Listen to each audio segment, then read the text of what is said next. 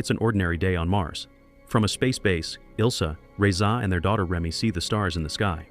She spots one in particular, bigger and brighter than any other. She knows it's not a moon, so deduces it's the Earth, thousands of miles away from them.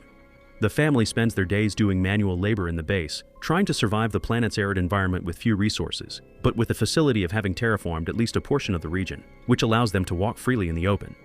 A time cut shows Ilsa calling Remy, who is running away to look for her lost father in the vastness of the horizon. A few hours later, Remy and her mother have a math class but are interrupted by the sudden appearance of Reza, who looks agitated after his reconnaissance trip. Still, he goes to wish a happy night to his daughter, who knows that her suspicions of strangers nearby are real. Reza tries to calm her down by telling her that they are the only humans on the planet, but the girl doubts his words. At a late-night family meeting, Remy asks her father if he has ever seen animals, along with the reasons why they went all the way to Mars. Reza just says that he haven't seen any animals, that Earth isn't like it used to be and that someday, the red planet will be just as good as their former home. The following day, Remy senses something in the distance, so she jumps up and goes to the living room to find "Leave" written in red paint on the windows. Her parents find out and panic, with Reza even pulling out a gun in case he needs to defend themselves. Somehow, they spot at least 3 individuals somewhere pretending to be 6, but are unable to see them. They spend the rest of the afternoon cautiously, anxious to know if their barnyard pigs are okay. Moved by uncertainty, Remy decides to inspect, finding an unprotected piglet, their only living creature so far. Ilsa notices this, and when she calls her daughter out, a couple of strangers appear at full speed wanting to take the girl, but Reza manages to intercept them, shooting them head-on to save his kid. Just as another of the enemies was about to take Remy, Ilsa arrives at her rescue, attacking the stranger until she is unable to stand up. Everyone runs for cover as the bandits start shooting from afar. The girls manage to get inside, and with Ilsa's help, Reza fires a shot at the last enemy, wounding him in the leg. The father leaves them to inspect while the mother investigates the bodies with the girl. It is perhaps the first time Remy sees another human being other than her parents, and to her bad luck, it ends up being a dead body. They wait for Reza until dawn, fearful that some stranger would have attacked him far from there. They even hear some firing at some point, fearing the worst. After a spontaneous trip to the bathroom, the lights go out, and they remain in darkness for the rest of the night. Upon awakening, Ilsa arms herself with a machete to inspect, but she and Remy are surprised by a wounded man who breaks into their home.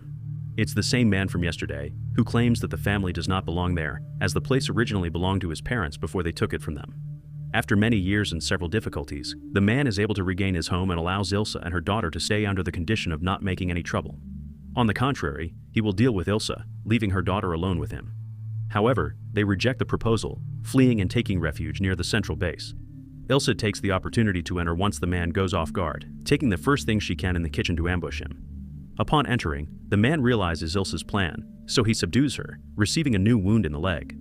He asks her to give him 30 days off from assassination attempts, as he has big plans for the station. He actually wants to reactivate and bring out the true potential of the place for a better living not only for him, but for the girls. The only condition Ilsa asks of him is a proper burial for Reza, clarifying his death. He gives them so, burying Reza in a nearby mountain next to the man's former comrades.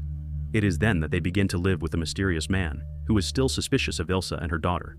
Even so, Remy keeps an eye on the man, who possesses a vast array of weaponry, and when she has the opportunity to go through his things in secret, she finds a drawing of a woman, the same one her mother fought to protect her the day before. She takes the drawing and keeps it for herself.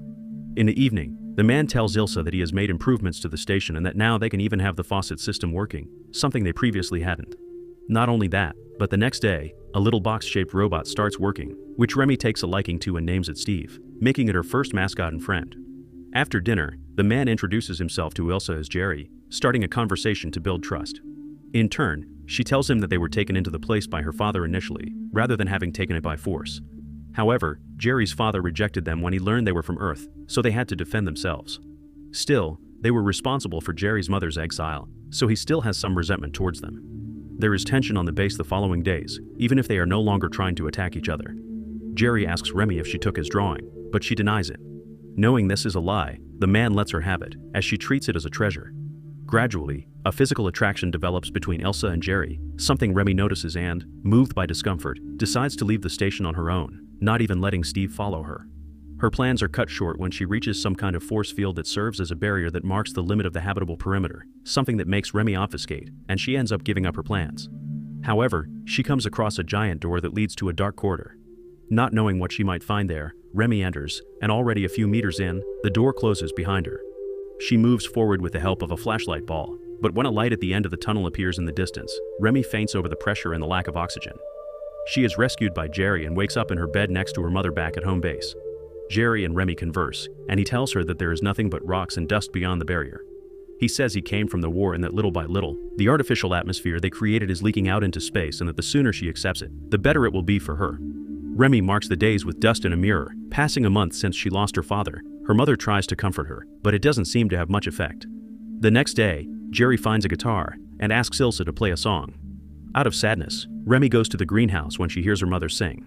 In there, she confesses to her mother that she hates her for faking everything is okay. In the kitchen, Jerry ditches his gun, giving Ilsa the chance to go against him. However, she later discovers that there are no bullets in the gun, so it is useless, so she decides to go and grab something else sharp to protect her daughter. Inside, the two adults struggle out of sight of the girl, but when Jerry gets out badly wounded, Remy fears the worst, running away. Jerry intercepts her and asks her to stay with him, but to wait until it is safe for her to enter the base, so she won't find her mom's body. Ilsa is buried on the same mountain as Reza and the other humans, leaving only her daughter at the mercy of Jerry, who promises not to hurt her. Years pass, and now the two live together in relative harmony, improving the central base and the surrounding area to the point of having more pigs, chickens, and vegetables and bringing vegetation to various parts of the territory. A young adult Remy meets Jerry at an artificial pond, and he urges her to give it a try, leaving her alone. She does so at night, diving in for the first time, and after sharing some alcohol with Jerry, they return to the house so that Jerry can surprise her with a gift. It was a drawing of her mother, which Jerry made waiting for Remy to grow up a little more to not lose details. The girl ends up crying, being consoled by Jerry. However, he takes advantage of the situation and kisses her, causing her rejection. Now the atmosphere between the two becomes tenser. Jerry wants to get closer to initiate a possible repopulation that he believes it's absolutely necessary, but Remy flatly refuses the idea, not caring if they are the last human beings in the universe. The two argue, and Jerry asks her to reconsider his proposal. Steve tries to cheer Remy up with a ball game, but she refuses to participate and goes to her room. Thinking to be safe, she finds Jerry inside, holding Remy's oxygen mask, which she would use to escape the barrier eventually. Jerry gets angry and leaves with the mask, but Remy tries to take it back so she can go outside and see the truth by herself, even if Jerry tells her there is no one else out there. The two struggle and Jerry makes her fall to accidentally smash her head on the floor with a valve. Jerry is shocked to see that the only one who witnessed the event was Steve the robot. Waking up with a wound on her head, Remy realizes that she is tied up, with Jerry on top of her. He tries to calm the situation, but the girl despairs. He tells her that there is still hope for humanity, but it causes the opposite effect on the girl, who hyperventilates and starts struggling on the bed. Jerry apologizes, saying that he doesn't like doing those kinds of things either and that everyone else is forcing him to act in order to survive. The desperation reaches such a point that Jerry is forced to threatening her if she doesn't calm down. While the girl becomes even more desperate, at least she remains quiet from now on, fearful of what might happen. Just as Jerry is about to proceed, he is shot by Steve, who comes to the girl's rescue. Jerry is seriously wounded in the neck, and instead of staying with Remy, he prefers to approach the robot and shoot it to destruction. Remy manages to free himself and flees while Jerry struggles in the kitchen. He sees through the reflection of the window the girl aiming at him. He tries to save himself by telling her that she needs him as much as he needs her, but Remy disagrees. Jerry was about to take his gun to defend himself but preferred to cease because of the genuine fondness he had for the girl. Remy manages a direct headshot, leaving her alone not only on the base but also in the entire territory. All she can do is sit and cry all night long. She buries Jerry's body in the mountain, making her the last survivor in the base and the only living thing aside the plants and the few animals. She takes a shower and surveys the area, knowing that no one else will appear. She manages to reactivate her robot friend, but it's not enough to bring Steve back to her side.